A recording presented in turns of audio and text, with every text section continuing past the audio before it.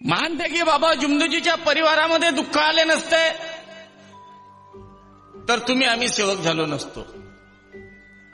परिवारातलं दुःख बाबांनी दूर केलं, कष्ट बाबांनी घेतले, त्याग बाबांनी केला आणि परमेश्वराची प्राप्ती सुद्धा बाबांनी केली.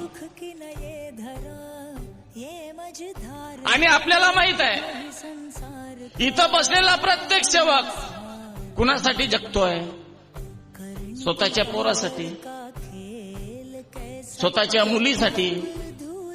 राबराब आम्ही जे कष्ट करतो, जे काही 4 पैसे मिळवतो, ते कुणासाठी मिळवतो? आम्ही आमच्या लेकरासाठी. म्हणजे आम्ही स्वार्थी आहो की नाही आहो? सगळेच, मी सुद्धा. मग बाबांनी हा मार्गाची निर्मिती केली, बाबांनी परमेश्वराची प्राप्ती केली आणि हा मार्ग आम्हाला फुकटामध्ये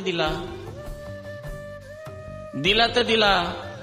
मग ते मंडळ जे कृपा चालवण्याकरता आपल्या पोराकडे सत्ता दिली नाही, स्वतःच्या भावाकडे सत्ता दिली नाही, स्वतःच्या रिश्तेदाराकडे सत्ता दिली नाही. कारभार चालवण्याकरता मंडळाची निर्मिती कोण केली? कोणी केली मंडळाची निर्मिती? बाबांनी केली. आणि बाबाच्या काळात 1, 2, 3 अध्यक्ष मंडळाचे झालेच. त्याच्यानंतरही होणं चालूच आहेत ना. आमच्या नंतरही नवीन लोक येणारच आहेत.